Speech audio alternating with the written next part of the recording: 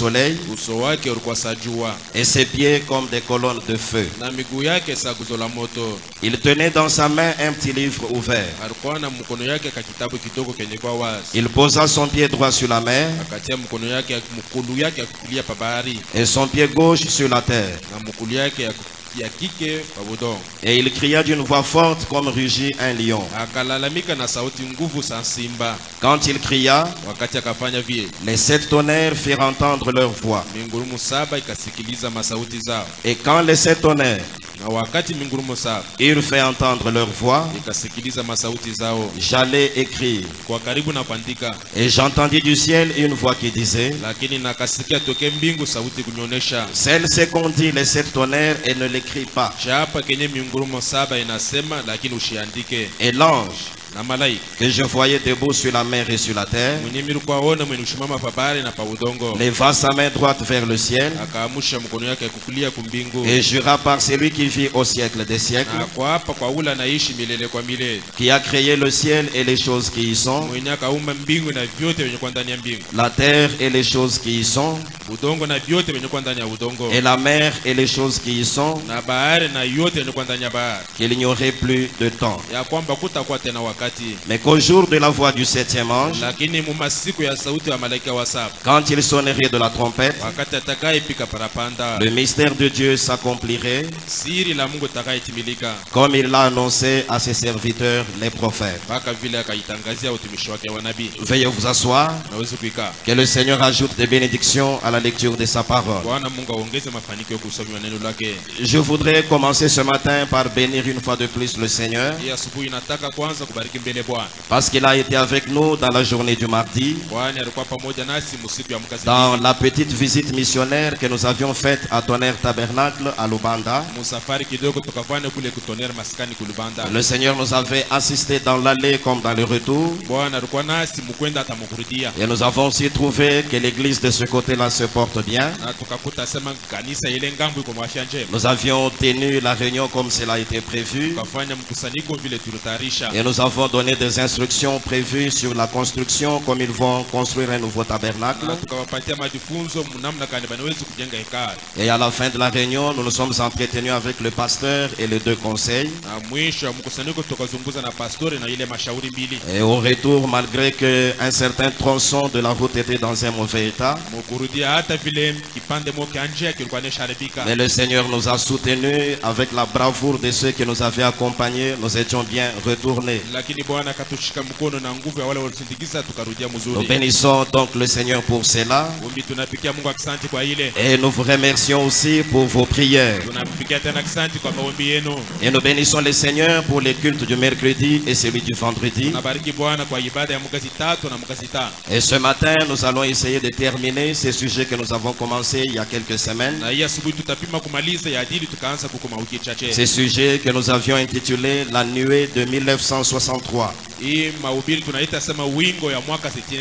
Lorsque nous l'avions commencé, au premier point, nous nous étions posé la question de savoir quelle était la bonne date de sa descente. Le deuxième point, nous l'avions intitulé un autre ange puissant. Et le troisième point que nous avons exploité le vendredi, nous l'avions intitulé analyse de la forme. Parce que l'ange puissant est descendu d'après les Écritures. Et cela a formé la nuée telle que nous l'avons même dans l'église ce matin. Mais il avait fallu que nous puissions jeter un coup d'œil dans les Écritures et voir les différentes formes que le prophète a données à cette constellation. Non seulement dans le but de connaître cela, mais aussi pour voir quelles pouvaient être les conséquences ou les apports de ces différentes formes dans notre vie. Et nous avions montré avec le prophète que cette constellation avait pris 4 formes principales. La première forme, c'était celle d'un triangle. Et le prophète a montré que lorsque la nuée prend la forme d'un triangle, Cela montre que c'est Dieu qui vient, mais dans sa véritable Trinité. Chaque côté du triangle montre une fonction ou une dispensation de la divinité de Dieu. Il y a eu la dispensation du Père, il y a eu la dispensation du Fils, et le prophète a montré que dans cet acte-ci, il est donc Dieu le Saint-Esprit. Mais le fait qu'il nous présente une seule face du triangle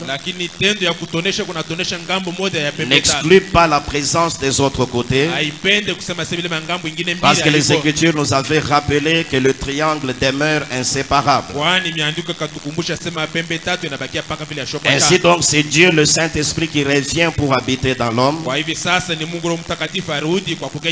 Le croyant doit donc recevoir le véritable Saint-Esprit et il doit le manifester par sa vie de tous les jours. La deuxième forme, c'était celle d'un cercle. Le cercle parle aussi de la divinité, mais le cercle parle aussi de l'éternité.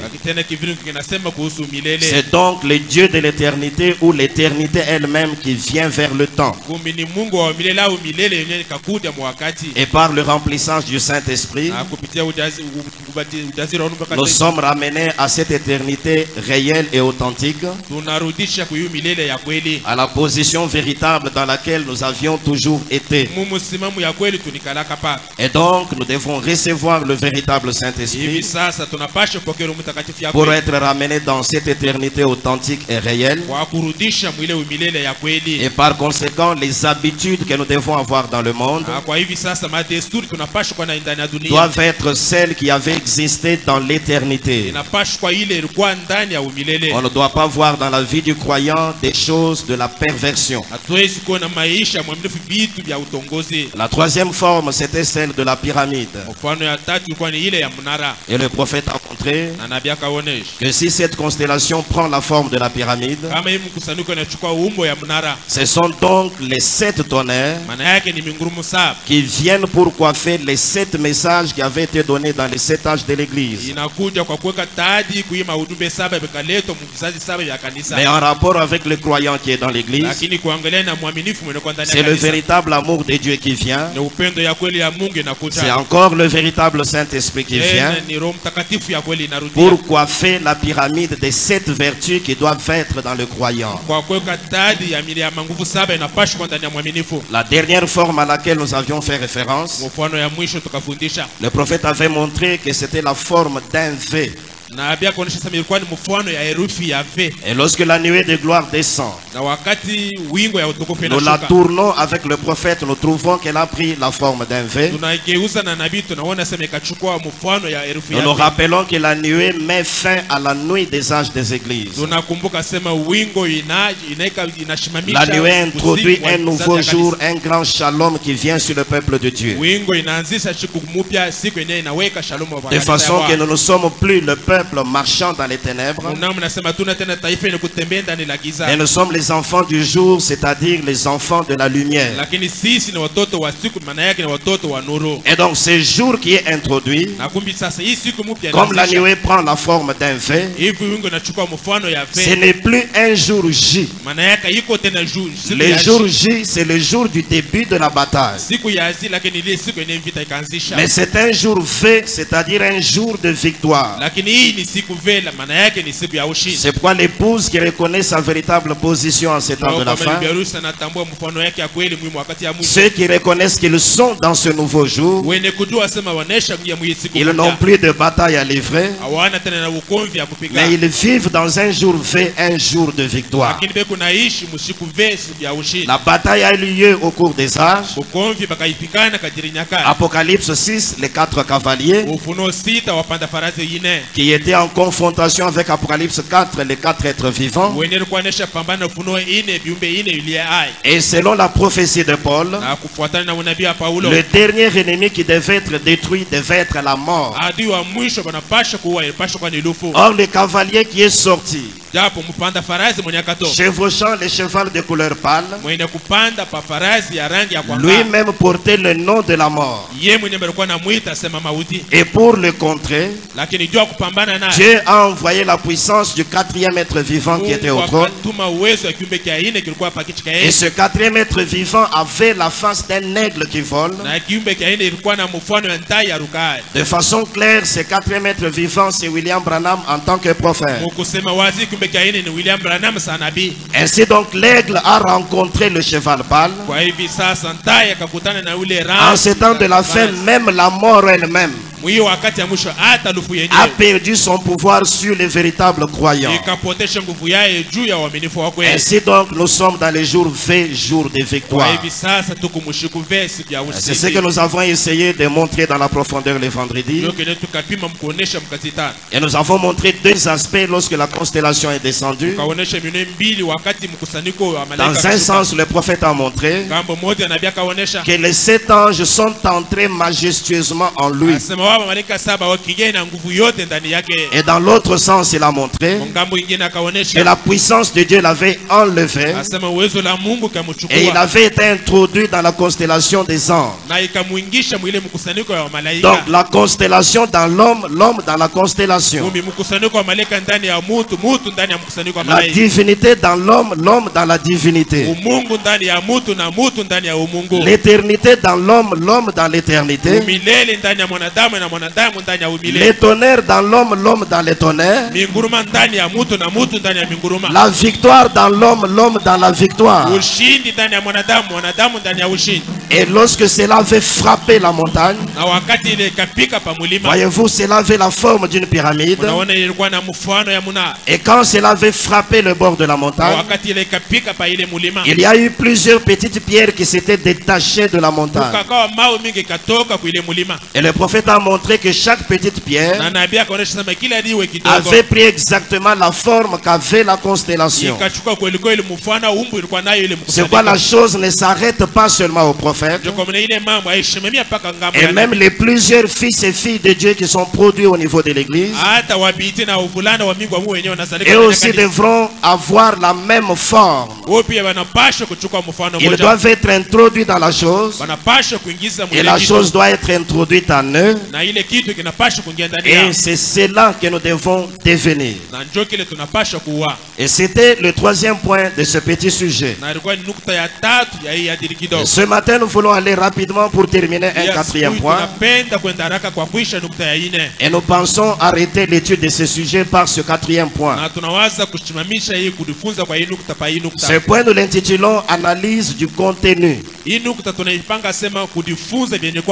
Analyse du contenu. C'est-à-dire la constellation de 7 anges venus de l'éternité. Il y a eu toute la scène telle que nous l'avons étudiée. Et dans la finalité, les hommes de science nous ont présenté la photo. Le prophète a tiré la photo du magazine. Et il a lié cela avec la visitation des anges. Maintenant, lorsque nous faisons face à cette photo, quel est réellement le contenu de la photo? En d'autres termes, qu'y a-t-il sur cette photo? C'est ce que nous allons essayer de voir brièvement ce matin. Mais avant que je ne puisse arriver littéralement au contenu de la photo, permettez-moi de rappeler ou même de préciser certaines choses en rapport avec ce que le prophète nous a enseigné.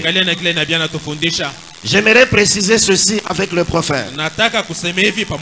Que lorsque les 7 anges étaient descendus, William Branham était sur la montagne de Sunset. Et il dit qu'ils étaient à 3.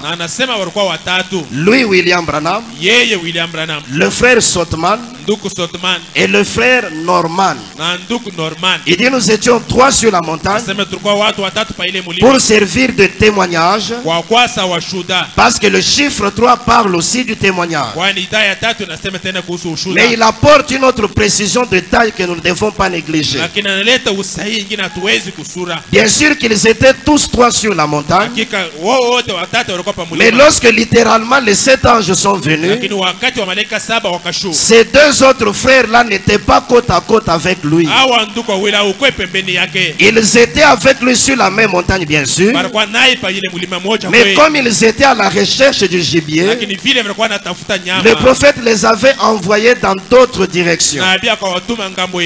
Ils étaient dans d'autres directions et lui dans une autre, mais étant toujours sur la même montagne. C'est pourquoi quand les 7 anges sont arrivés littéralement à l'endroit précis où il les a rencontrés, il était tout à fait seul. Autre chose que nous devons retenir ce matin, c'est que le prophète enseigne que lorsque les 7 anges se sont présentés devant lui, il dit qu'il faisait gronder leur voix des 7 sceaux. Les 7 anges qui étaient devant le prophète, les 7 anges qui étaient descendus de l'éternité, faisaient gronder leur voix des 7 sceaux. C'est pourquoi il dit aussi que ces 7 anges détenaient les 7 tonnerres. Parce que quand il y a grondement comme ceci, ce sont des tonnerres. Et ce qu'on appelle ici les voix des 7 sceaux, c'est ce qu'on appelle aussi les 7 tonnerres. C'est pourquoi dès qu'on croit que les 7 anges sont venus et que les 7 sceaux ont été révélés, on doit automatiquement croire que les voix de ces tonnerres ont aussi été révélées en ce temps du soir. Il y a plusieurs éléments dans les Écritures qui prouvent que les 7 tonnerres ont été révélés. C'est ce que le prophète dit et c'est ce que nous croyons.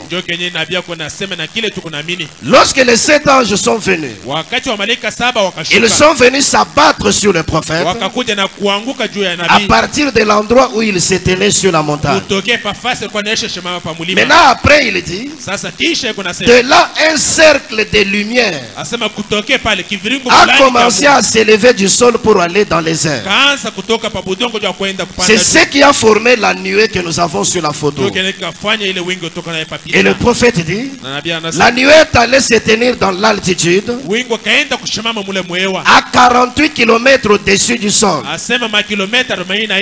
Et cette nuée mesurait 43 km de large. Quand les hommes de science ont étudié, ils ont découvert qu'à cette altitude-là, des simples nuages ne peuvent pas se former. Il ne peut même pas y avoir une humidité à une telle altitude. Une évaporation de quoi que ce soit ne peut se retrouver à une telle altitude. Aucune condensation ne peut se faire à une telle altitude. Voyez-vous, parce que dans les premières heures, certains hommes de science avaient commencé à montrer que ces jours-là, il y avait des essais de missiles et autres. Que peut-être ces nuages venaient de cela. Mais quand on a fait davantage de recherches, eux-mêmes les hommes de science sont finalement arrivés à une conclusion que ces jours-là, il n'y avait rien de tel à une telle altitude. C'était quelque chose qui avait une source mystérieuse. Cela est apparu mystérieusement et cela a aussi disparu mystérieusement. Maintenant le prophète a rencontré les anges. Il est allé à Jeffersonville et pendant une semaine il a porté l'enseignement sur la révélation de 7 sceaux. J'ai déjà montré ces choses. Et je voulais préciser encore ce matin que dans la première bande de la série sur les sceaux, c'est-à-dire dire Dieu se cache et se révèle dans la simplicité, qu'il avait enregistré le 17 mars matin, le prophète fait mention de la scène de l'Ouest. Il parle de la visitation des anges. Il montre qu'Apocalypse 10 était déjà accompli. La vision de décembre 62 était accomplie. Et quand le prophète parle de la scène, les magazines tels que nous les avons aujourd'hui n'avaient pas encore publié la photo. La première publication a eu lieu le 19 avril. Dans le magazine Science, j'en avais parlé ici. Et la deuxième publication a eu lieu le 17 mai. Dans le magazine Life, j'en avais aussi parlé. Mais le texte à côté de la photo dans les deux magazines était écrit par les hommes des sciences qui eux-mêmes ne comprenaient pas ce que la chose voulait dire. Et là, ils avaient écrit que c'est un cercle mystérieux qui est apparu dans le ciel. Si quelqu'un a certaines de ces photos, et si quelqu'un peut nous fournir des informations, qu'il puisse nous les envoyer. C'est ainsi que plus tard, quand un frère est tombé sur le magazine Life, il a senti dans son cœur que si les hommes des sciences n'ont pas de réponse face à cette histoire, le prophète de Dieu William Branham, lui peut en avoir d'une manière ou d'une autre. C'est comme ça que le frère avait apporté le magazine à William Branham. Quand William Branham a reçu le magazine, il dit qu'il a vu la photo dans le magazine. Il a vu les commentaires des hommes de science. Il dit mais pour commencer, la chose ne m'intéressait même pas. Il lisait les magazines mais ça ne l'impressionnait pas. Mais il avait gardé la chose avec lui. Un jour, l'ange du Seigneur est venu le rencontrer. L'ange lui a dit, tu vois ces images, les hommes de science ne regardent pas la photo sous le véritable angle. Donnez-nous l'image du magazine Life. Vous allez voir de quelle manière les hommes de science avaient publié la photo. Là, vous avez le magazine Life. Et vous avez sur cette couverture les images de la nuée telles que les hommes de science les avaient publiées. Parce que c'est comme ça qu'ils avaient pris la photo dans les airs. Et c'est de cette forme que le magazine Life avait publié cela.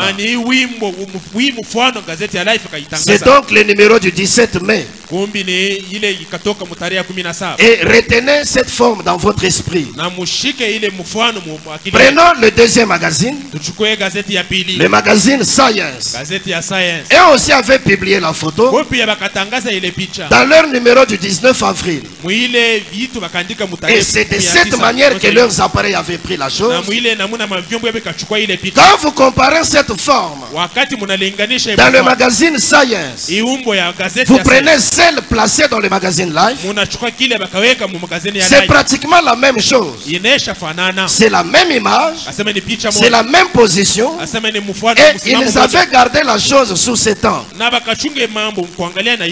l'ange a dit à William Branham, vous n'êtes pas censé regarder cette image dans cet angle. Il a dit, tu dois faire pivoter la photo vers la droite. Tourne la photo vers la droite. Et quand on tourne la photo vers la droite, voilà la position que l'ange a indiquée. Voilà le bon angle des choses. Oh, j'aimerais bien me sentir ce matin. Les hommes de science peuvent regarder sur n'importe quel angle. Mais la bouche de Dieu a parlé. On doit regarder la chose à droite. Mais pourquoi ce seulement à droite? Oui, parce que dans les Écritures, la droite symbolise la puissance de Dieu.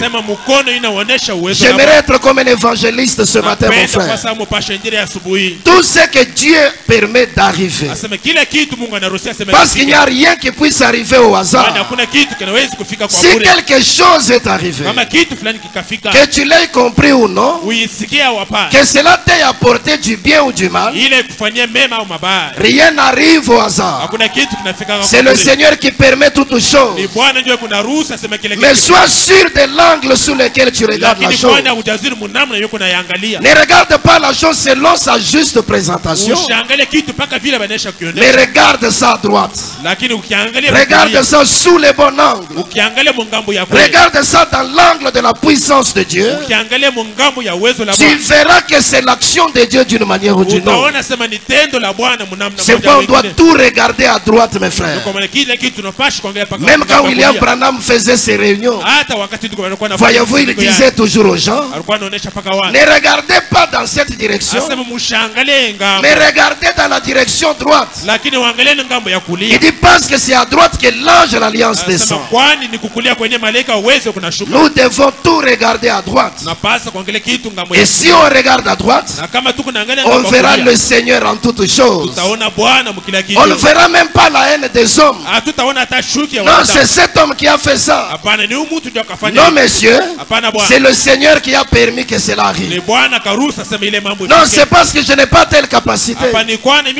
Non, si le Seigneur voulait que ça se produise autrement, il l'aurait ordonné de cette manière. Mais laisse la chose telle que le Seigneur l'a ordonné. Mais regarde ça du côté droit. Tu verras que c'est la puissance de Dieu. Tu verras le Seigneur à l'action dans cela. Alors l'ange a dit à William Branham qu'il faut regarder ça sous un bon angle. Donc la photo de la nuée doit être tournée à droite. Et l'ange lui a expliqué. Il lui a dit regarde, il y a telle et telle chose, nous allons y arriver ce matin. Alors le prophète est venu à l'église. C'est là que pour la première fois il parle maintenant de la photo, en faisant un lien entre la photo et la venue des anges.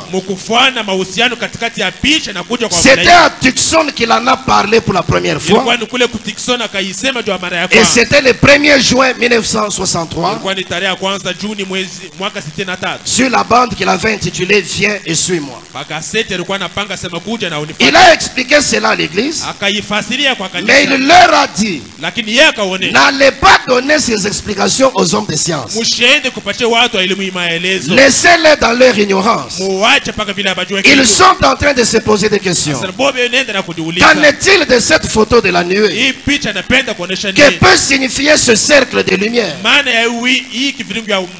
Branham se réfère à ce que Jésus avait dit. Jésus avait dit à ses disciples, ne jetez pas vos perles devant les bourseaux, de peur qu'ils ne les méprisent et les foulent aux pieds. Il y a des choses que ceux qui sont dehors ne peuvent pas connaître. Il y a des choses que l'on doit dire entre nous croyants du message. Ça ne les concerne pas. Le prophète a dit ce n'était pas pour eux, mais c'était pour vous les croyants. Et voilà pourquoi 3 ou 4 mois avant que cela n'arrive, le Seigneur avait pris soin d'annoncer cela à l'église. Alors le prophète a commencé maintenant à considérer la photo. Et dans le sermon, c'est tenir à la brèche. Prêché le 23 juin 63, au point 84, il a dit, si vous avez une de ces photos, gardez-la comme référence. Et il a aussi montré que c'est la preuve que tout le message qui a été prêché est la vérité. C'est pourquoi cette photo a maintenant de la valeur. Selon ce que le prophète a dit, nous devons la garder comme référence. Et nous trouvons aussi que cette photo, nous pouvons la placer sur les murs dans nos maisons. Dans le sermon Shalom, j'ai lu ça le vendredi. Shalom du 12 janvier 64. D'abord au point 13, le prophète montre que cette réunion-là, c'était une petite réunion de prière qu'ils avaient tenue dans la maison d'un frère. Maintenant au point 62, pendant qu'il prêchait, il a vu que cette photo était sur les murs. Il s'y est intéressé et il a commencé à en parler. Donc cette photo de la nuée peut être placée dans nos maisons. Elle a aussi une place dans l'église du Seigneur. Dans le sermon aujourd'hui, cette écriture est accomplie. Prêché le 19 février 65. Au point 178, le prophète parle de cette photo qu'il avait tiré du magazine Life. Il dit la photo est accrochée dans l'église là-bas. Parlant donc de l'église, le Branham Tabernacle. C'est quoi cette photo de la nuée peut aussi être accrochée dans l'église. Mais pas à n'importe quel mur. Le prophète a donné avec précision l'endroit où cette photo de la nuée doit être placée dans l'église. Dans le sermon, c'est le lever du soleil. Prêché le 18 avril 65. Au point 13. Il dit, et alors, comme cela s'est élevé, nous en avons la photo sur la plaque en sortant. Donc la photo n'était pas placée sur ces murs, mais c'était sur la plaque en sortant. Encore dans la nourriture spirituelle au temps convenable. 18 juillet 65, au point 85. Il dit encore, beaucoup d'entre vous ont vu la photo. Nous l'avons là-bas au fond. Vous n'avez qu'à la tourner à droite, de côté, regardez-la. Donc cette photo peut être placée dans nos maisons. Elle peut aussi être placée dans le temps, accrochée dans l'église, mais pas sur ces murs. Le prophète l'avait placé dans le temple, bien sûr, mais il l'avait placé au fond, de façon que lorsque vous entrez dans le tabernacle, vous avez la photo de la nuée au fond, et derrière le prédicateur, il avait placé la photo de l'ange du Seigneur. C'est ça le seul modèle que nous avons trouvé dans les Écritures. On ne peut rien faire d'autre, parce qu'on ne saura pas les justifier avec les Écritures. Et comme il est déjà dit dans le message, que le prophète, ce n'est pas seulement celui qui prêche, mais il révèle aussi la parole de l'heure par ses actes et ses œuvres de tous les jours. Il y a la parole de Dieu que vous n'allez pas lire dans les brochures, mais que vous verrez dans les œuvres posées par le prophète. Ce que lui fait, c'est ça que devient la parole de Dieu. Donc, si nous voulons faire les choses comme le prophète, nous placerons la photo de l'ange du Seigneur sur ces murs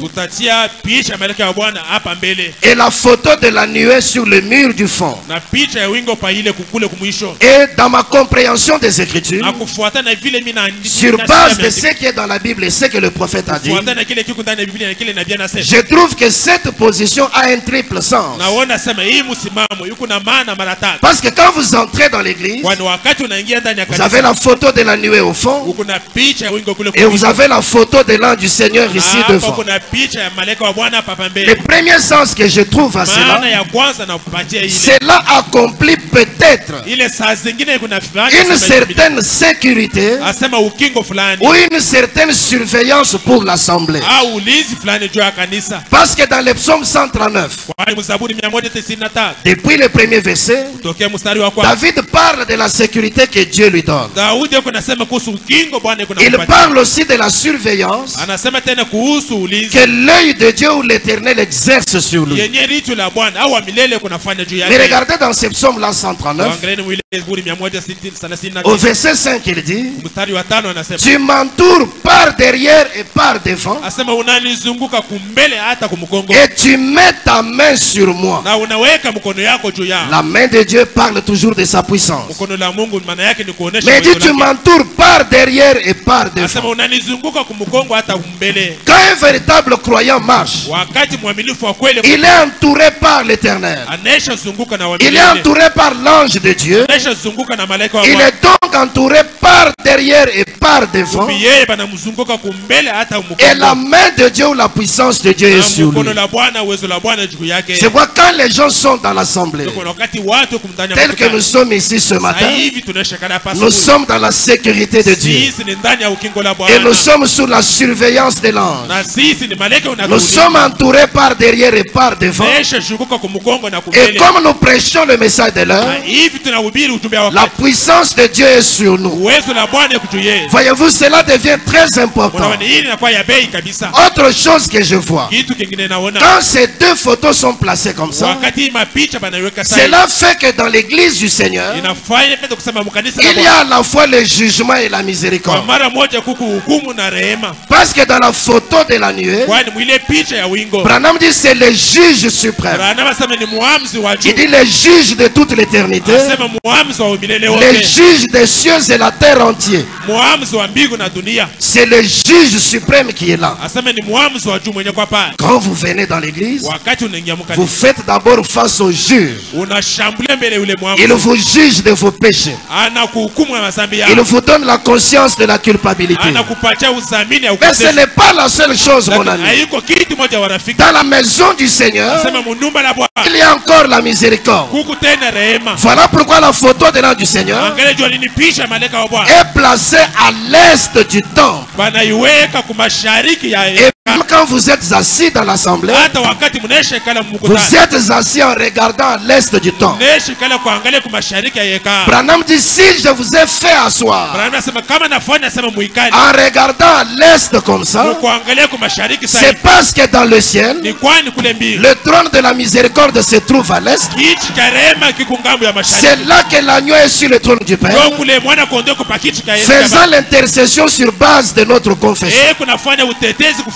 Et il dit: même quand Jésus viendra dans son corps physique, il viendra de l'est. Et la chose qui est dans le ciel, on en a fait la représentation dans le temple qui est sur la terre. L'agneau de Dieu qui ôte les péchés du monde.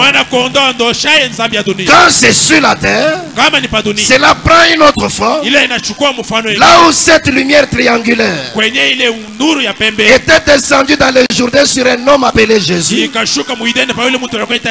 maintenant la même lumière descend sur un autre corps appelé William Branham. Et la lumière sur un corps, voilà le Messie que vous attendiez. Et c'est la forme de l'agneau de Dieu qui ôte les péchés du monde. Ainsi donc, quand la photo de l'ange du Seigneur est placée à l'orient de cette manière, c'est la représentation du trône de miséricorde de Dieu qui est dans le ciel. Et cela est placé dans l'église. Quand tu entres dans le tabernacle, il te jure parce que tu vis dans la chair, parce que tu as des imperfections. Mais la miséricorde t'attend. Tu n'es pas censé rester dans le jugement de Dieu. Non, quand le jugement te condamne, il te présente aussi la miséricorde, parce que la véritable expiation est devant le peuple. Notre véritable expiation, ce n'est pas quelque chose d'il y a 2000 ans. Mais Branham dit: c'est Christ personnifié, fait chair parmi nous. Voilà la véritable expiation. C'est la miséricorde de Dieu au milieu du peuple. C'est pourquoi quand tu entres comme cela, tu étais venu chargé de tes péchés. Et lui-même te fait prendre conscience que tu es pécheur. Mais il te présente la voie de la miséricorde. C'est pourquoi tu viens à l'autel, devant le trône de miséricorde. Voyez-vous, tu implores la grâce de Dieu. Il te pardonne. Alors l'homme ou la femme qui était entré pécheur avec le sentiment de culpabilité retourne ayant reçu la miséricorde de Dieu. Mais il ne te laisse pas partir comme ça. Tu arrives là-bas, tu fais encore face à lui.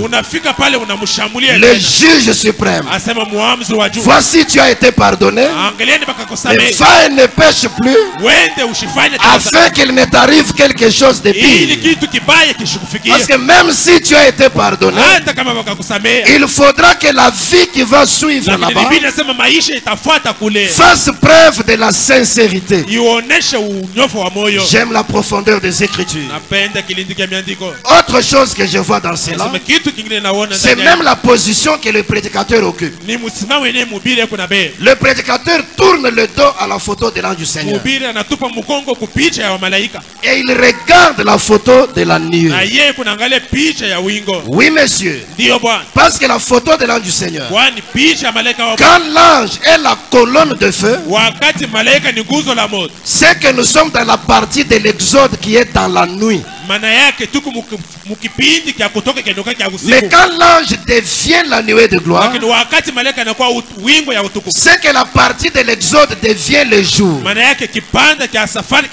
Il est la colonne de feu pendant la nuit pour nous éclairer. Mais comme dans le jour, c'est le grand soleil lui-même. Il n'y a plus d'étoiles. Il n'y a plus de chandeliers. C'est le lever du soleil lui-même. Alors il doit être la nuée de gloire pour atténuer ces grands rayons du grand soleil.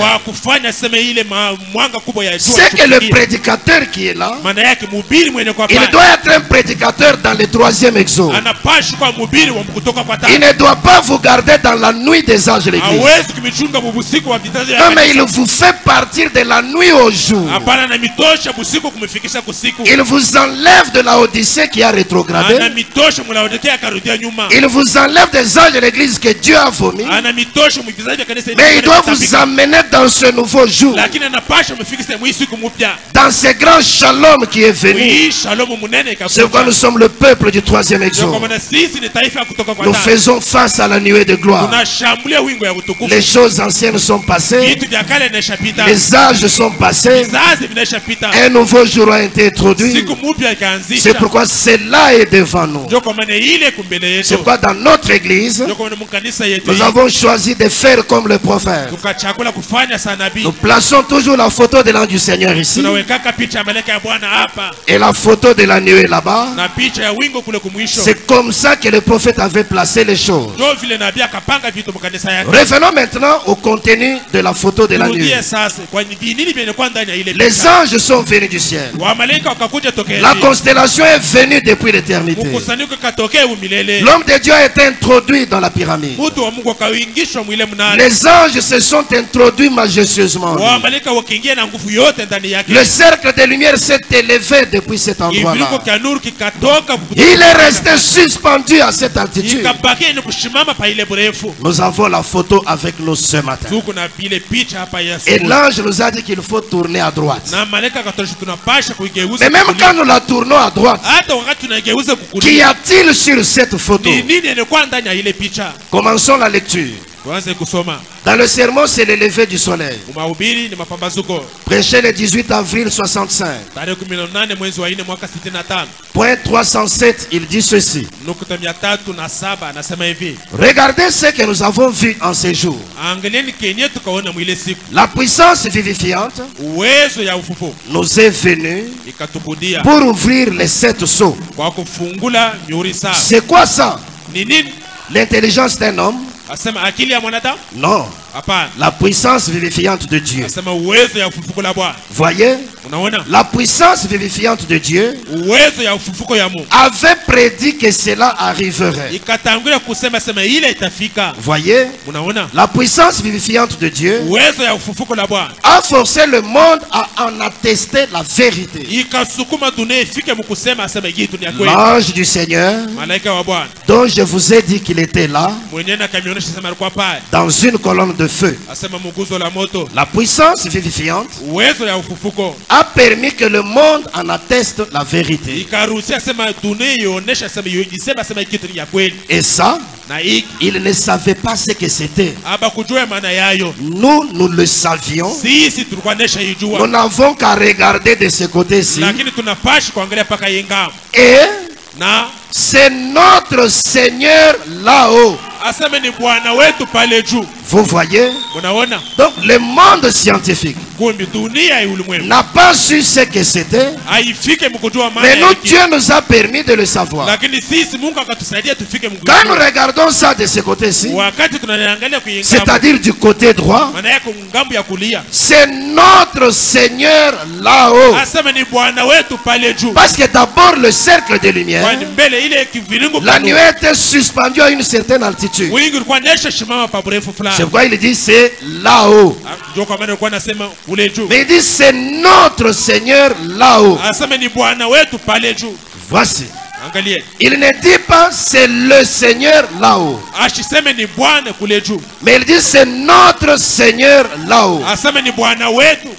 Chaque mot a son sens. Quand il dit c'est notre Seigneur là-haut, ça signifie qu'il est Seigneur mais sur nous. Nous devenons en quelque sorte un royaume dans lequel lui doit avoir la domination.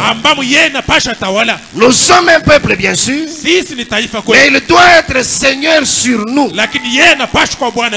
Nous allons y arriver ce matin.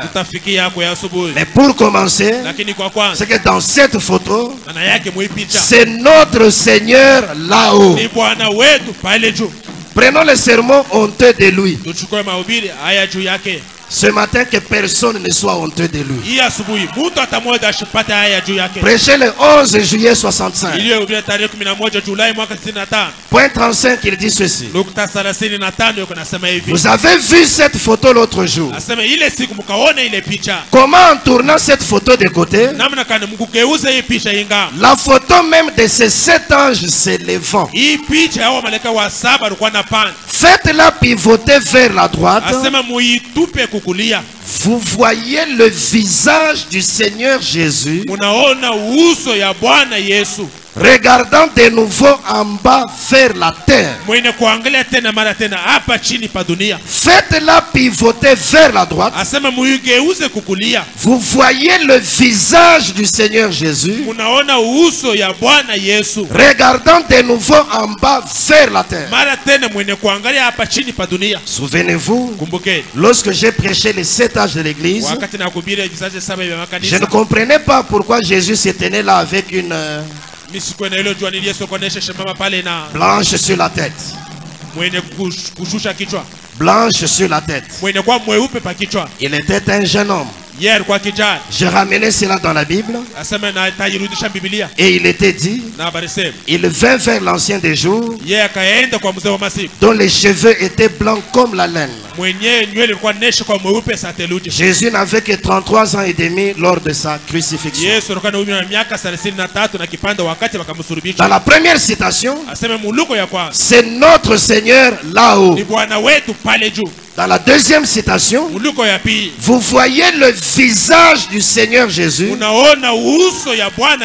regardant de nouveau en bas vers la terre. Quand vous levez les yeux dans le ciel d'Arizona, vous voyez le cercle de lumière à cette altitude de 48 km. Ce cercle même mesurant 43 km de large. Ce que vous voyez là, c'est notre Seigneur là-haut. Et ce n'est pas autre chose. C'est le visage du Seigneur Jésus. Mais il regarde en bas vers la terre. Prenons la troisième citation. Dans le sermon, la nourriture spirituelle au temps convenable. Nourriture spirituelle au temps convenable. Prêché le 18 juillet 65.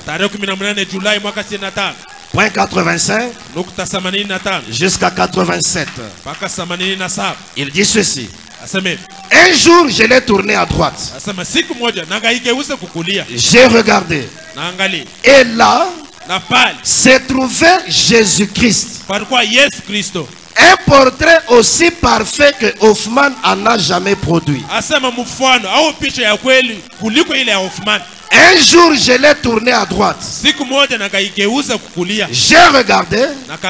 Et là s'est trouvé Jésus-Christ. Un portrait aussi parfait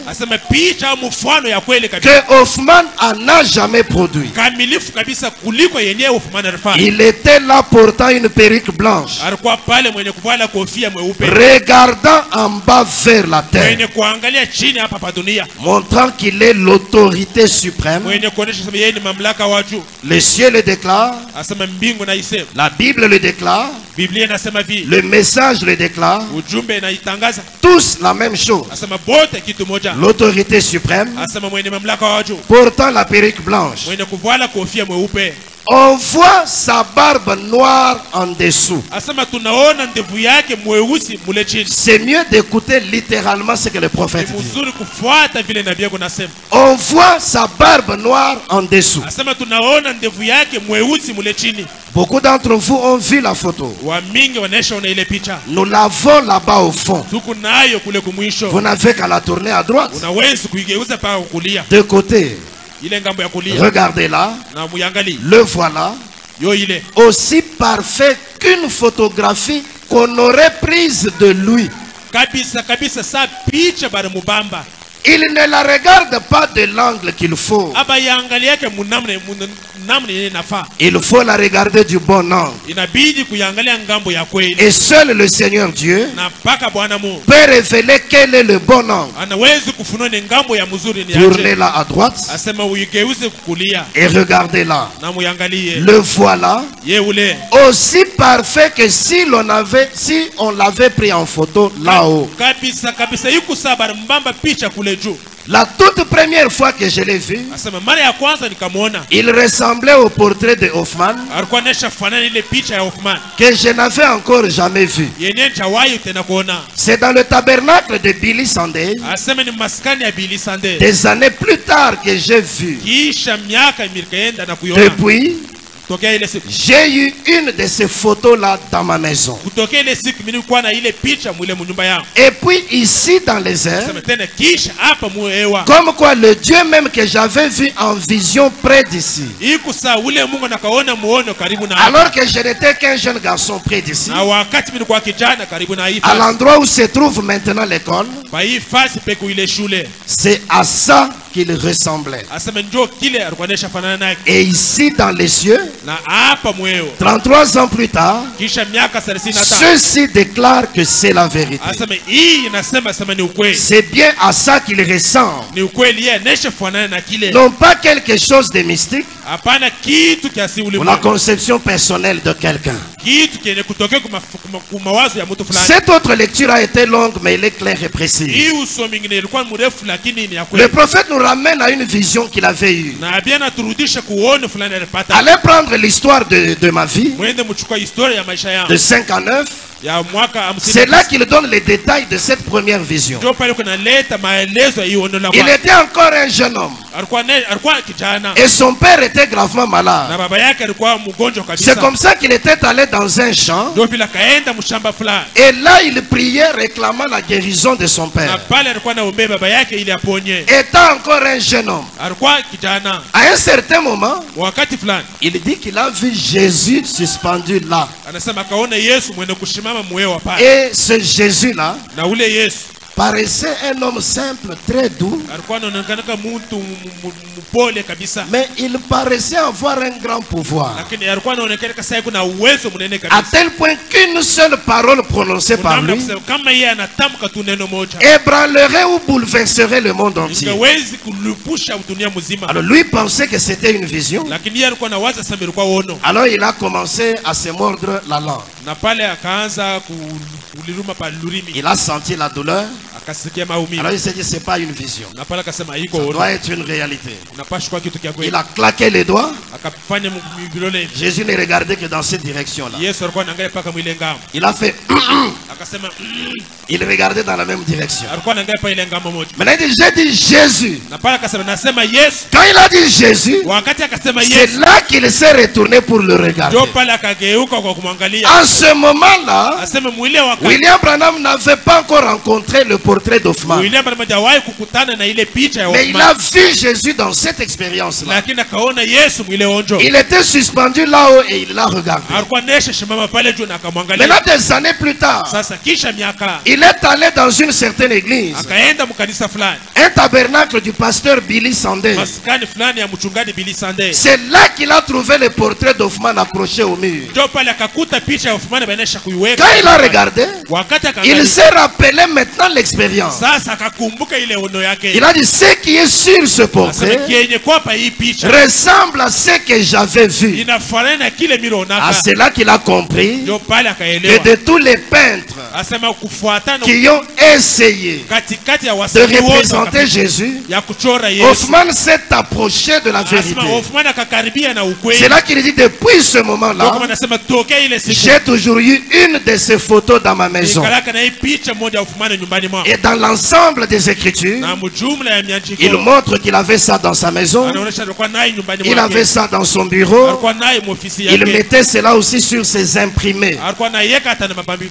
Mais ça ne se retrouvait jamais sur ses murs à côté de celles de l'ange. Voyez-vous, ça c'est ce qu'il avait vu environ 33 années avant. Maintenant il se rappelle ce qu'il avait vu quand il priait pour son père dans les champs. Maintenant il dit environ 33 années plus tard, dans les airs encore, c'est notre Seigneur suspendu là. Et quand on regarde, il ressemble à ce portrait peint par Hoffman. Et il reprend encore ce même élément. Et encore regardant en bas vers la terre. Prenons encore le sermon, c'est le lever du soleil. Prêché le 18 avril 65. Point 15, il dit ceci. Eh bien, si personne, mais la seule personne, vous vous rappelez du triangle le vendredi, cela fait de lui non pas une troisième personne, mais la seule personne. Point 16. Avec ce qui est blanc, voyez, vous voyez ce qui est foncé, son visage, sa barbe et ses yeux. Et remarquez, il regarde. Il y a cette lumière qui émane de lui, qui éclaire la droite dans la direction où il regarde. Avant de revenir à l'image dans la photo, j'aimerais épingler l'élément de là où il regarde. Parce que dans toutes ces citations que nous avons lues, il insiste, c'est notre Seigneur là-haut, regardant en bas vers la terre. C'est le visage du Seigneur Jésus, regardant en bas vers la terre.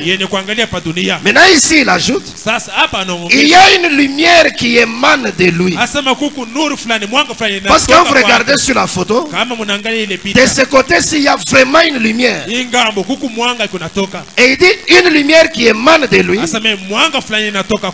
qui éclaire la droite dans la direction où il regarde. C'est le Seigneur là-haut.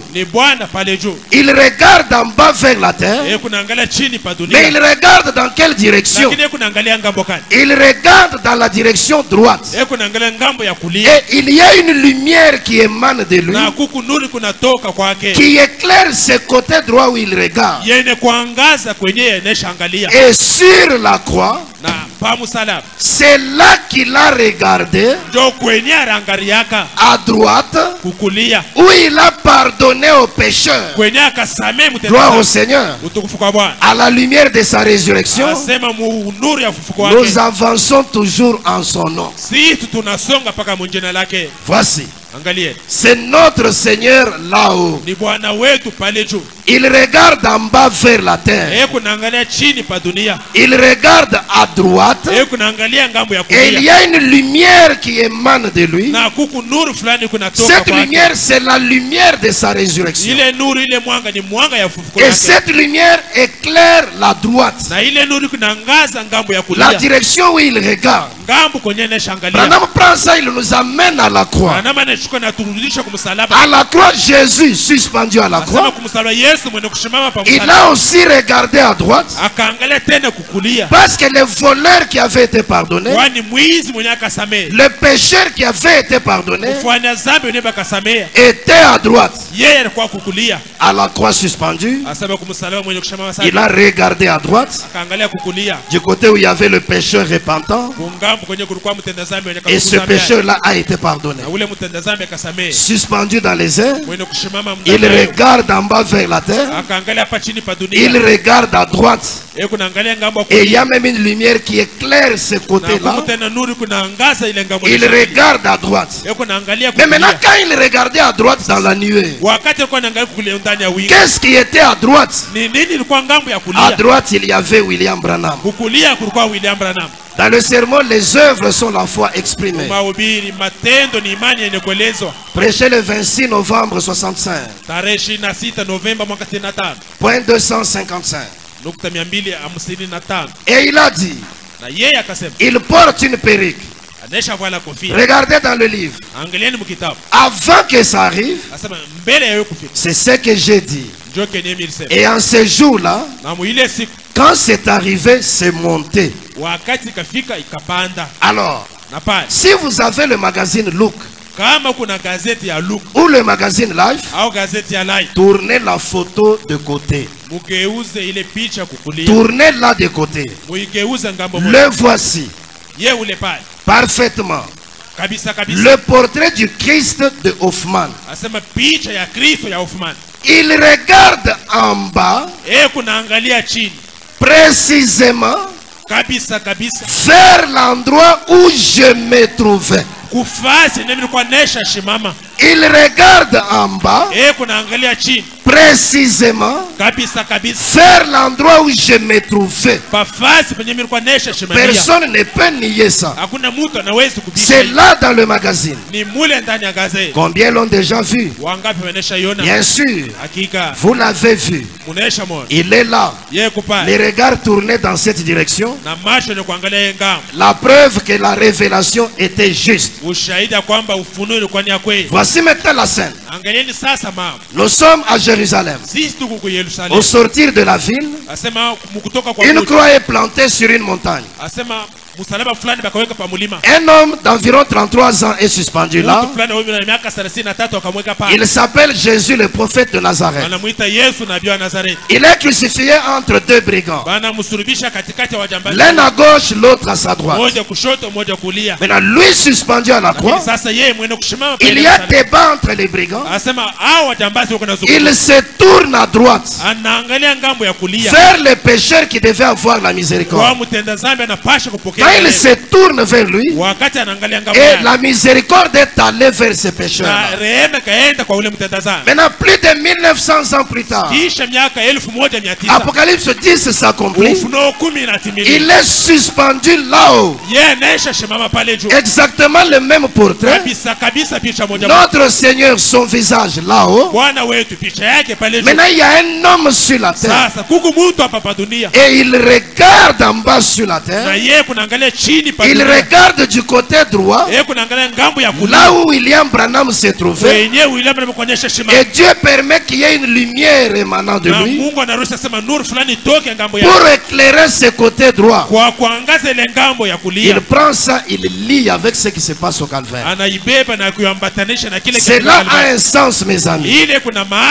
Parce que même le 17 mars de l'année 63 le matin, il vient prêcher, Dieu se cache et se révèle dans la simplicité.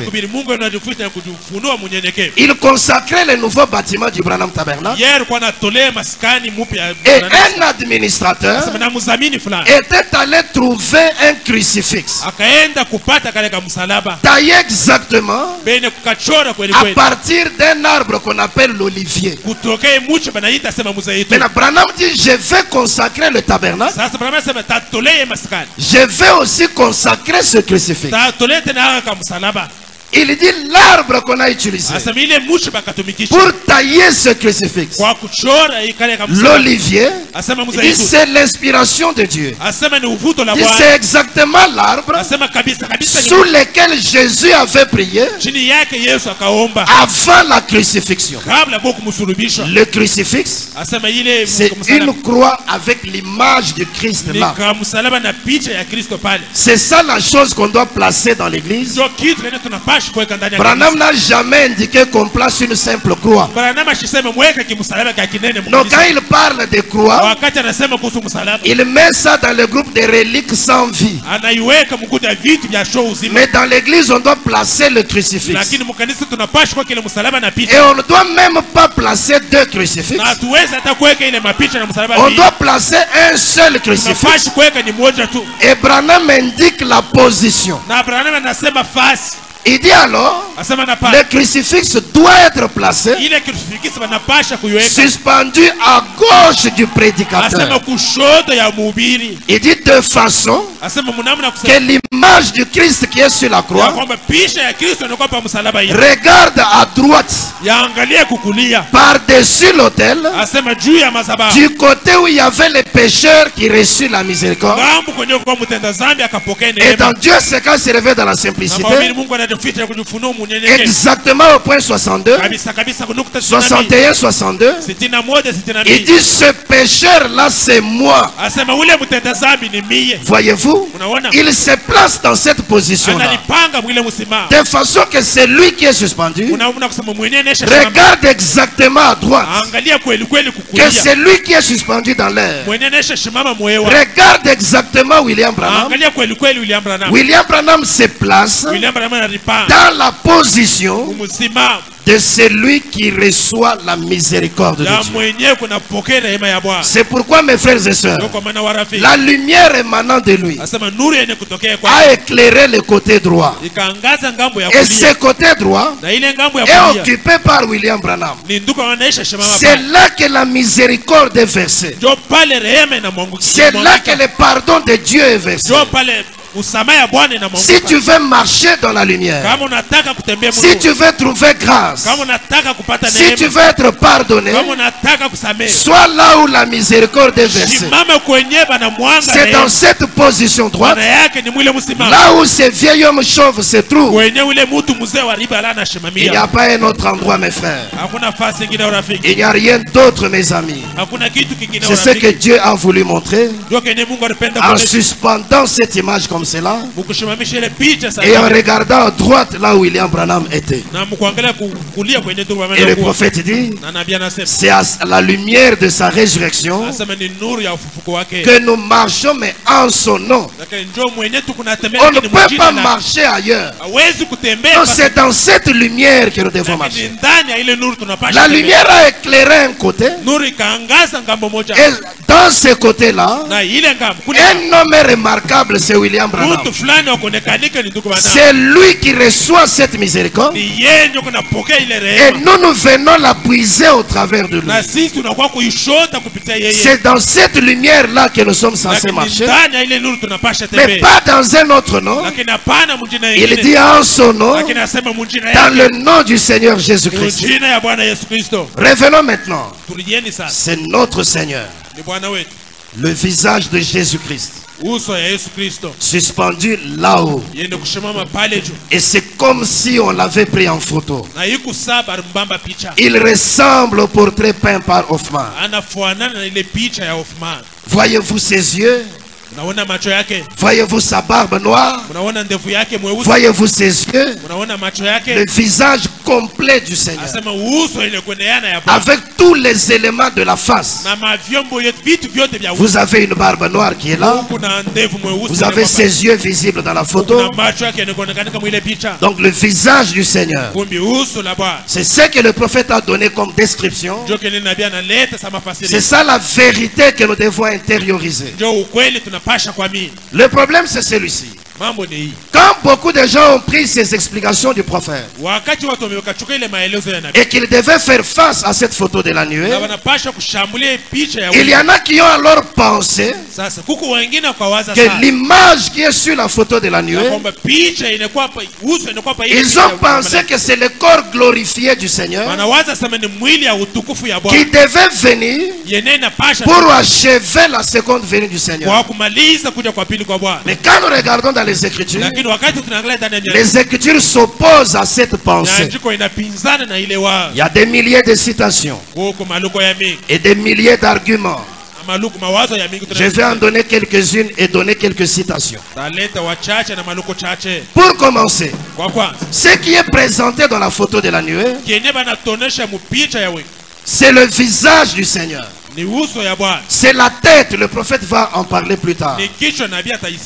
Alors que dans cette venue-là, ça ne sera pas la tête seule, mais ça sera le corps entier. 2.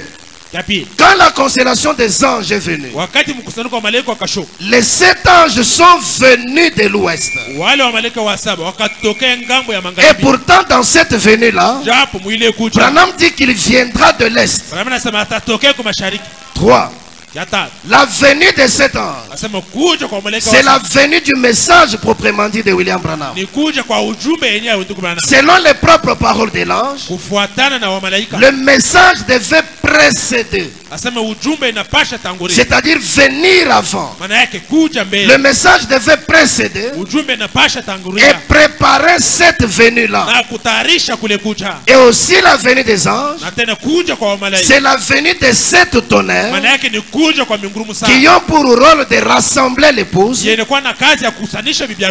lui donner la foi nécessaire pour l'enlèvement. 4. Cette venue-là, ça sera une venue secrète, de façon que seuls ceux qui l'attendent, ou encore seuls ceux qui seront prêts à le recevoir, ce sont les seuls qui le verront. Mais dans ce cas-ci, s'accomplit le tout œil le verra. Ici même les païens l'ont vu. Et d'ailleurs ce sont eux qui en ont pris la photo. 5. Cette venue c'est Apocalypse 10. Or Apocalypse 10 termine l'accomplissement de Luc 17:30 selon les prophètes.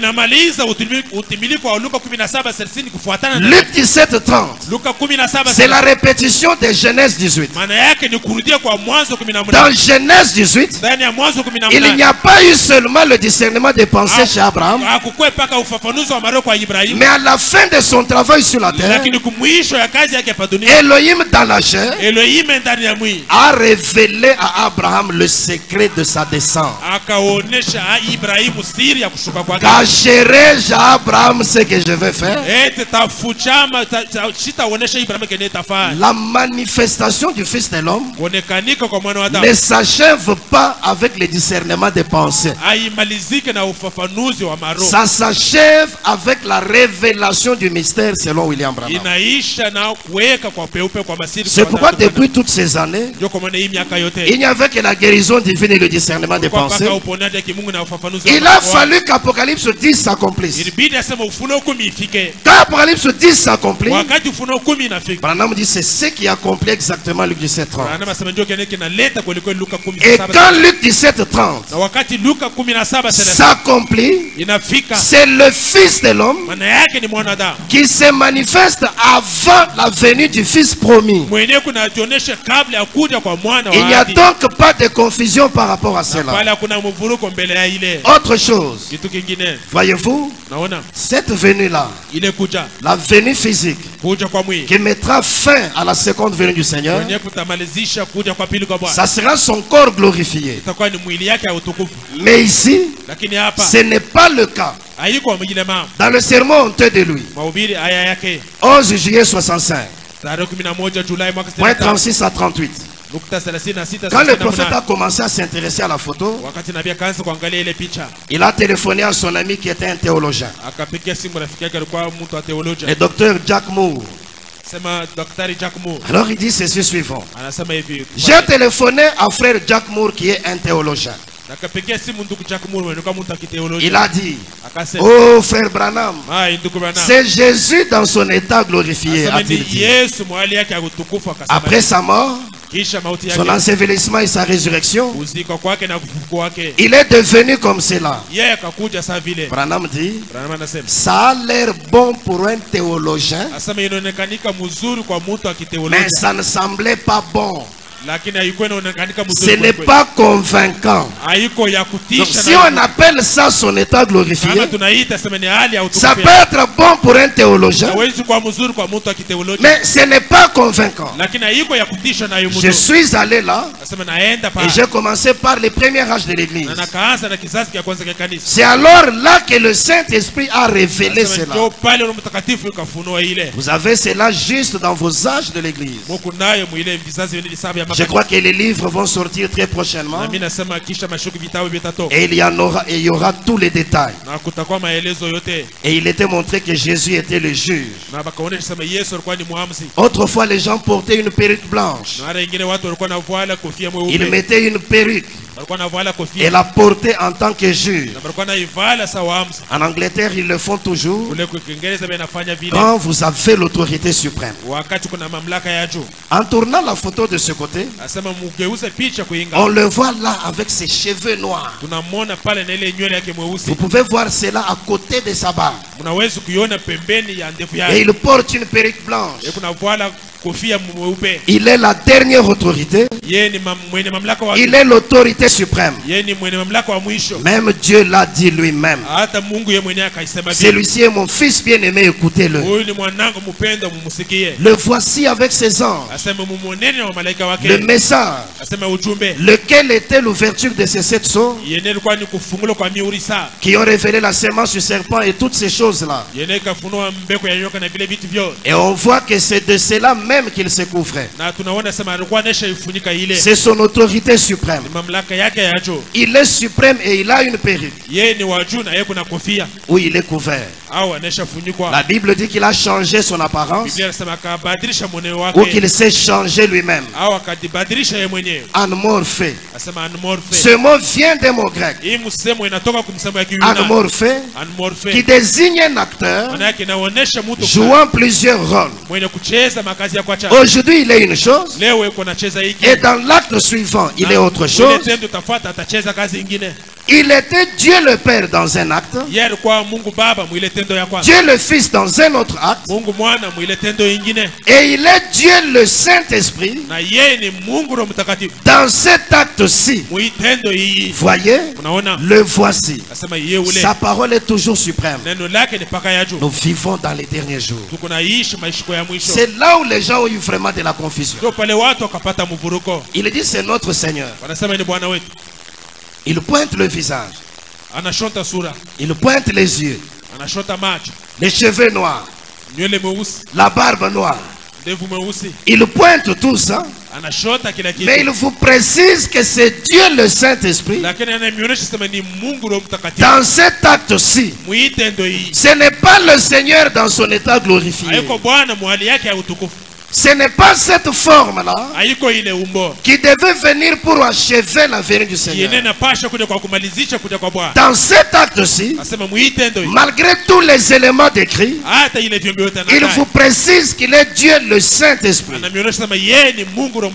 Nous allons y revenir tout à l'heure. Autre élément encore.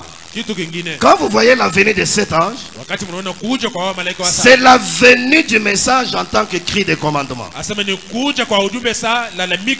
pourtant dans l'enlèvement 130, Branham dit, 3 choses doivent arriver avant que Jésus apparaisse.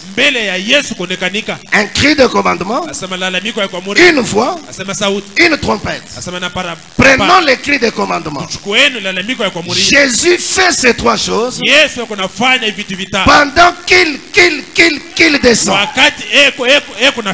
Un cri de commandement. Qu'est-ce qu'un cri de commandement? C'est le message qui est proclamé premièrement. Le pain de vie manifestant l'épouse. C'est pourquoi avec ça, tu ne peux pas fuir le processus de la venue du Seigneur. 3 choses doivent arriver avant que Jésus apparaisse. Avant que tu ne vois ce corps-là, avant que tu ne vois ce Jésus-là, 3 choses doivent arriver. Que sont ces 3 choses? Un cri de commandement, la voix de l'archange et une trompette. Mais attention, Jésus fait ces 3 choses pendant qu'il descend. La venue elle-même, c'est un processus. Il est en train de venir, mais avant qu'il n'apparaisse. En train de venir, mais avant d'apparaître. Et la première chose qui se produit, c'est d'abord le cri de commandement, le message qui est proclamé premièrement, et continuer la lecture de l'enseignement du prophète. Ce message, c'est le message de le message de cet honneur. Et quand ce message est proclamé, c'est le pain de vie qui doit manifester l'épouse. C'est là où il dit c'est le temps de la préparation des lampes. C'est le temps de la préparation des lampes. Quand le message finit cette étape et que le dernier élu est entré dans le corps, il change et devient la voix de l'archange. Il produit maintenant la résurrection physique des hommes. Il change et prend l'aspect de la trompette. Il rassemble les 2 groupes pour la disparition physique. Les choses se déroulent de cette manière. C'est avant que Jésus n'apparaisse. Et pour terminer cette partie, le prophète lui-même place l'accomplissement d'Apocalypse 10 avant la venue du Seigneur. Exposé page 201. Il dit ceci: sa parole était le pain. Elle était la manne parfaite. Et tout homme qui vit par elle ne mourra jamais. Mais une fois les pères disparus, personne ne semblait plus connaître la vérité exacte. Et il semblait qu'en peu de temps, cette manne avait été cachée aux gens. Mais dans chaque âge, Dieu a commencé à rétablir par révélation ce qui était caché, jusqu'à ce qu'en ces derniers jours, conformément à Apocalypse 10, un prophète vienne révéler tous les mystères, après quoi le Seigneur viendra. Il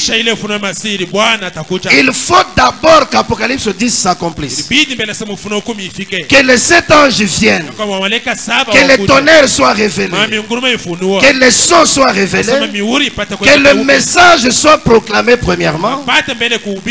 Il faut premièrement qu'Apocalypse 10 s'accomplisse, que la révélation de tous les mystères mystères se produisent. Après quoi, le Seigneur viendra. Donc il faut apprendre à dissocier cette venue-là avec cette venue-ci. Revenons maintenant à une question importante. Si c'est Dieu le Saint-Esprit comme le prophète a dit, si ce n'est pas son corps glorifié, clairement si ce n'est pas un corps physique, s'il est esprit dans cet acte, mais comment a-t-il une barbe noire? Comment a-t-il des cheveux noirs? Comment peut-on voir son visage dans la nuée? Comment a-t-on pu voir ses yeux? Est-ce que le spirituel peut avoir ces choses? Voici ce qu'il faut connaître pour commencer. Le spirituel, Dieu peut le prendre et le matérialiser pour le rendre visible, même à vos yeux naturels. Dieu prend le spirituel, il le matérialise, il le rend visible aux yeux naturels. Ça ne signifie pas que ça devient le physique. Je suis dans les âmes qui sont maintenant en prison. 10 novembre 63. Point 129.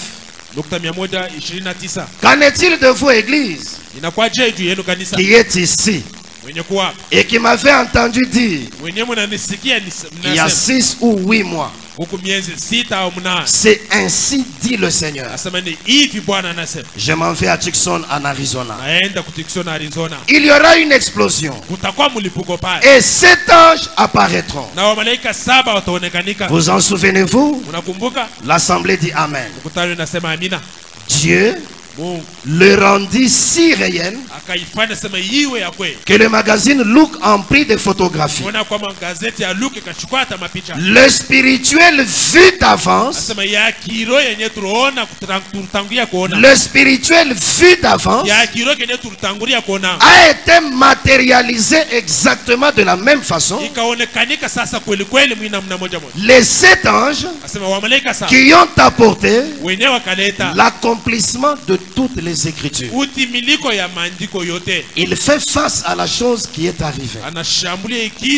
Il dit c'est le spirituel que j'avais vu d'avance qui a été matérialisé exactement de la même façon. Et les exemples dans les Écritures sont légion. Commençons par le Logos lui-même. Quand on dit que Dieu s'était condensé pour prendre la forme du Logos, le prophète dit, si Dieu vous permet de voir le Logos avec vos yeux naturels,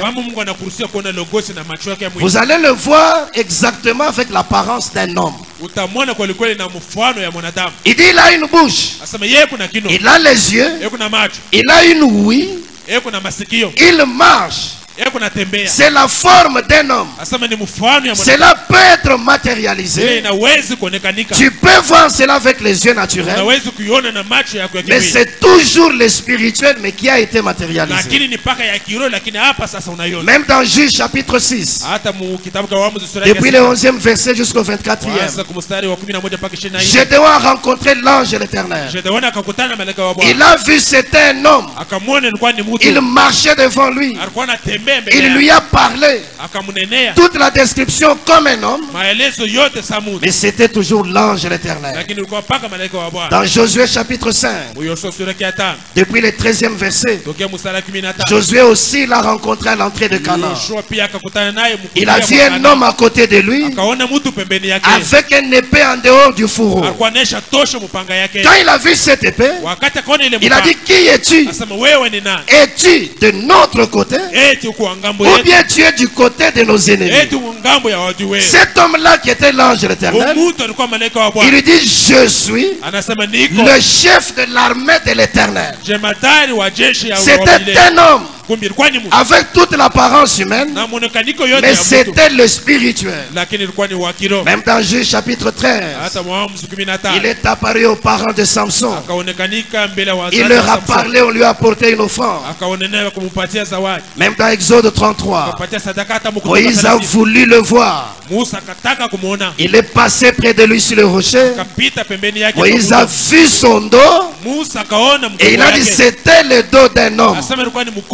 Toujours le spirituel matérialisé. Jacob l'a rencontré dans les champs dans la nuit. Il s'est battu avec lui. C'était l'ange de l'Éternel. L'apparence et la description d'un homme, mais toujours l'ange de l'Éternel. Même dans le ministère de William Branham, Billy Paul et les gens dans l'assemblée, ils l'ont vu plusieurs fois avec l'apparence et la description d'un homme. Il pouvait se déplacer, il le voyait. Il pouvait parler, il pouvait l'entendre. Voyez-vous, un esprit peut avoir ces choses. C'est quoi le prophète a raison quand il nous donne toute la description, mais il dit dans cet acte-ci, il est Dieu le Saint-Esprit. On lui dit non, c'est son état glorifié. Il dit non, ça c'est bon pour un théologien, mais ce n'est pas convaincant. Et même vous devez le savoir, il y avait plusieurs photos pour lesquelles le prophète a donné la description des bras, des yeux et de toutes ces choses. Si vous appelez tout ça physique et glorifié, je ne sais pas comment vous classerez l'enseignement des Écritures. Prenons par exemple dans Sentinelle, qu'en est-il de la nuit? 30 novembre 58. Point 163 jusqu'à 165. Il a révélé des choses. Il a donné des visions. Tout a été parfait. Vous autres, vous le savez. Ce n'est pas un individu. Ce n'est pas un homme. C'est Dieu qui fait cela. Et quand il parlait là, il avait une photo qui avait été prise quand il prêchait en Allemagne. C'était en 58 quand il avait prêché sur Parle à cette montagne. Maintenant il dit, et cette photo ici, oh, comme elle a fait le tour du monde, celle qu'on a prise en Allemagne, et ici il y a quelques semaines, les étrangers ici présents n'ont peut-être jamais vu cela. On en a tiré une autre. Je l'ai à la maison. C'est le profil du Seigneur Jésus. C'est tenant juste derrière l'endroit où je me trouvais. Et ses mains sont tendues. Et des langues de feu jaillissent de ses mains. Au moment où je parlais sur les sujets, Parle à cette montagne. Ôte toi et ne doute pas dans ton cœur, mais crois. Et nous l'avons. C'est en couleur Kodachrome. Et on en a maintenant dans les maisons. Cela a maintenant été examiné par la science et autres dans des laboratoires. Une autre va bientôt sortir, ce qui fera alors environ 6 de ces photos prises à différents endroits. Celle-ci est la plus remarquable de toutes, jamais vue. En 58 là. Voici sa barbe, son visage, son profil, ses bras étendus. Et je me tenais juste à l'intérieur comme ceci. Et là où il y a ses bras, vous ne pouvez même pas voir une partie de ma personne comme ça. Ma tête, Ensuite mes pieds sur le plancher. Juste la tête et les pieds. C'est tout ce qui restait. Voyez-vous? Et il se tient avec ses bras étendus comme ceci. Et j'avais étendu mes mains comme ceci en prêchant. Je disais, parle à cette montagne. Et presque à ce moment-là, quelque chose se passa. Le frère Branham fait claquer une fois ses doigts. Et ils en ont tiré une photo comme cela. Et c'était là, derrière, tout en couleur. Et il y avait, comme Dieu dispose, un grand panier de Liskala placé tout près. Tous ces éléments, c'est pour appuyer que le spirituel peut montrer sa face, sa barbe et toutes ces choses. Vous pouvez voir ça depuis le Logos et à travers les milliers de cas qui sont dans la Bible, jusqu'à cette citation où il parle de ces nombreuses photos. Déjà en 58, il en présente plusieurs photos prises à différents endroits. Et en ce moment, il y en avait déjà environ 6. Il pouvait prendre une photo du surnaturel. Et comme celle-ci qui est la plus remarquable, il y a encore voici sa barbe, voici son visage, voici son profil, ses bras étendus. Toujours le spirituel qui peut être matérialisé et montrer tous ces éléments de sa description. C'est notre Seigneur là-haut. C'est le Seigneur Jésus-Christ. Là-haut suspendu, regardant en bas vers la terre, il regardait à droite, là où William Branham s'est trouvé, là vers la droite, là où la lumière de sa résurrection éclairait. De même qu'il regardait à droite, lorsque le pécheur repentant reçut la miséricorde. Mais ce n'est pas le Seigneur dans son état glorifié. Ce n'est pas celui qui devait venir pour achever le processus de sa venue. Non, c'est lui qui est là. Comme il a dit, c'est notre Seigneur. Il est celui qui doit dominer sur nous. Il a dit, c'est l'alpha qui devient l'oméga. C'est lui qui était l'alpha dans les âges de l'église. C'est lui qui avait commencé sa marche. Dans Apocalypse chapitre 1, comme étant l'alpha, il se présente là dans la conclusion de sa réalisation. Il se présente comme étant l'oméga. C'est la fin de l'histoire. Le commencement est devenu la fin.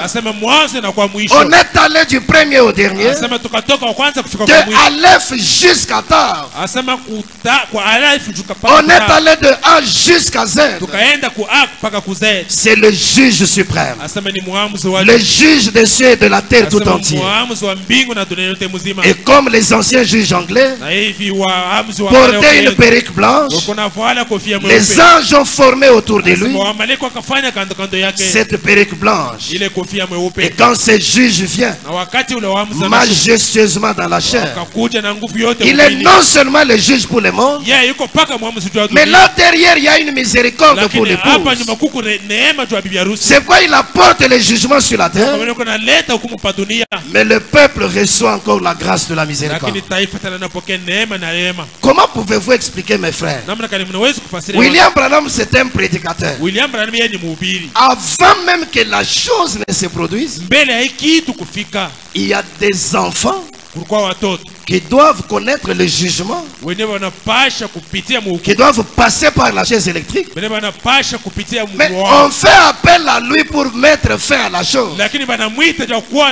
C'est l'action du juge suprême déjà en jeu.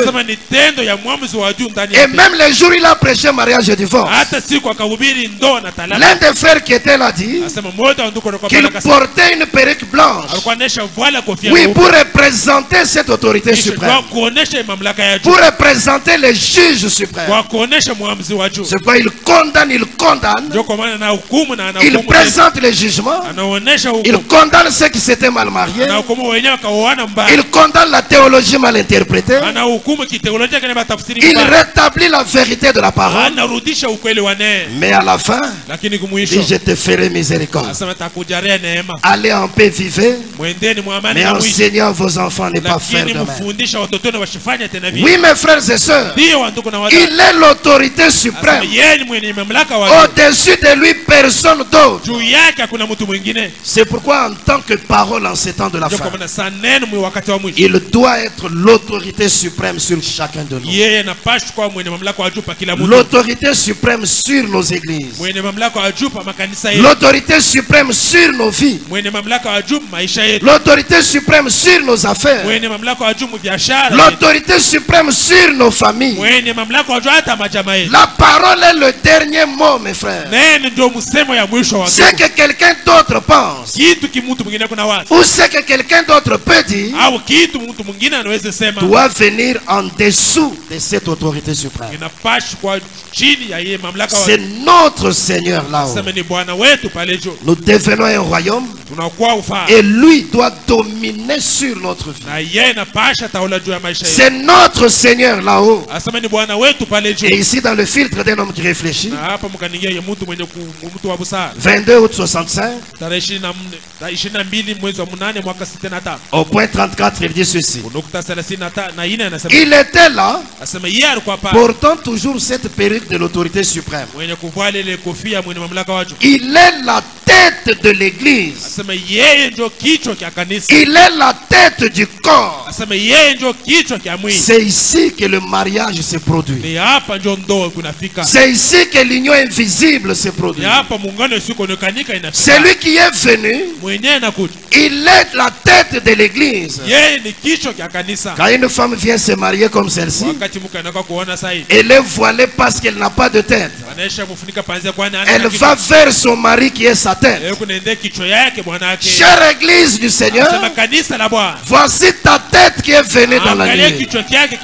C'est ton mari dans la nuée. Cette parole est ton Isaac. C'est pourquoi William Branham qui est Eliezer sur la terre, il nous pointe la tête dans la nuée. Et nous devons nous marier à cette tête.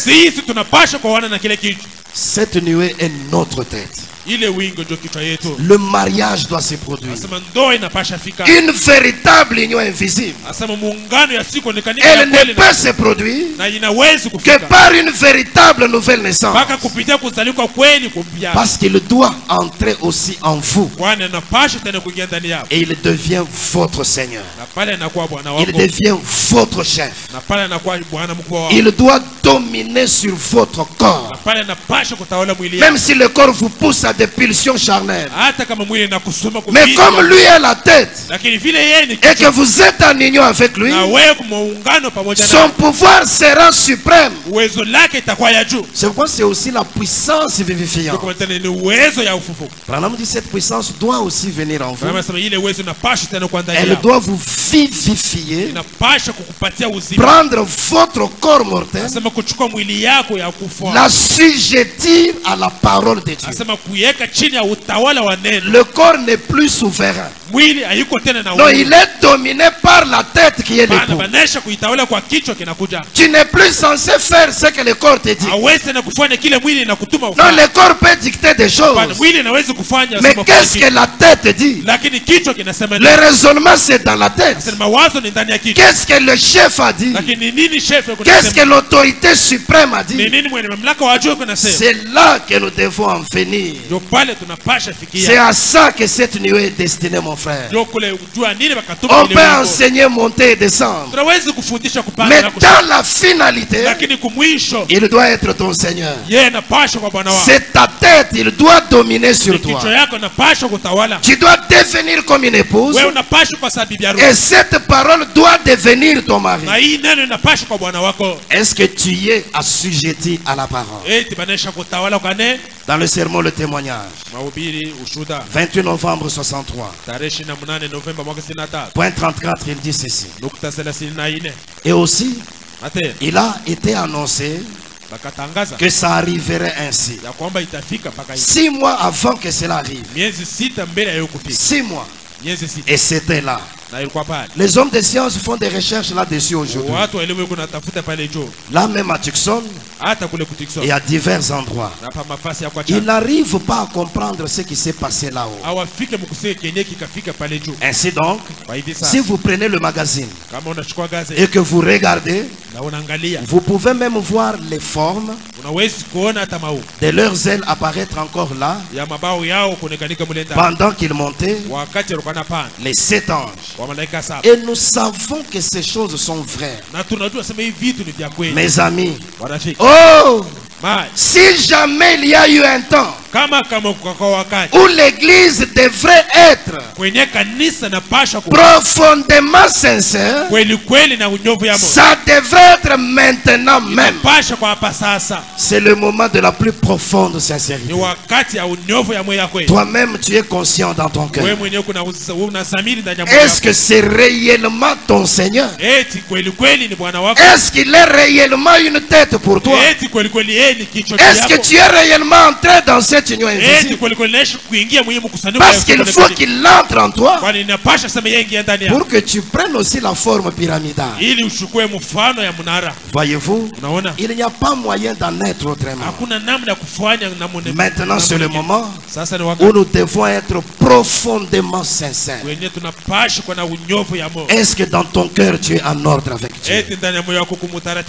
Si tu es encore dans le vol, mon frère, ma soeur, si le mensonge domine encore sur toi, si tu te caches encore dans la nuit, dans l'adultère et dans la débauche, alors que l'autorité suprême a dit autre chose,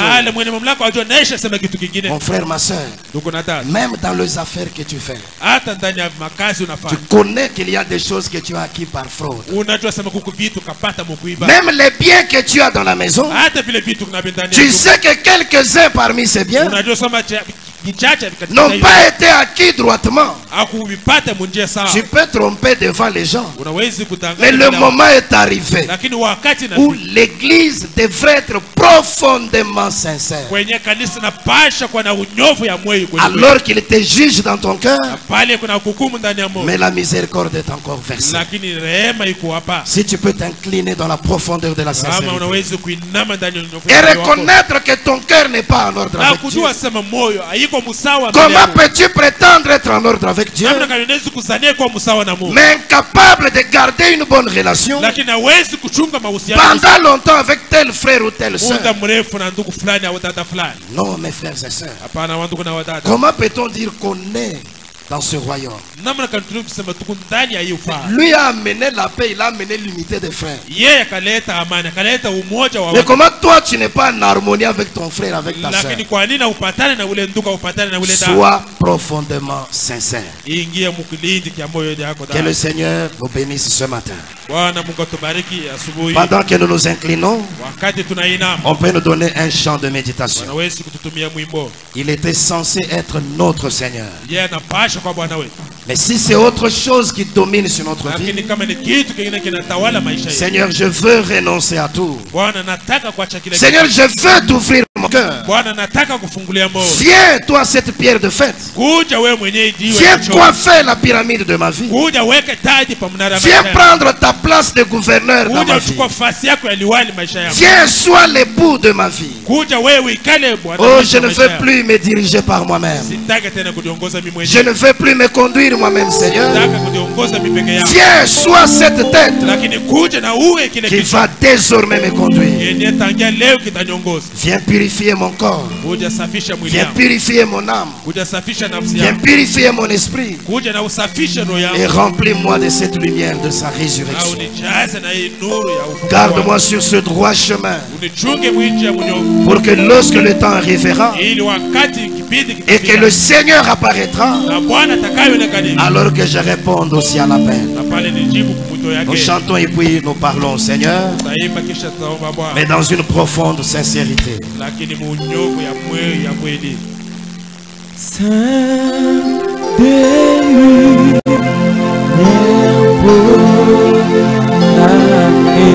Jésus, lumière.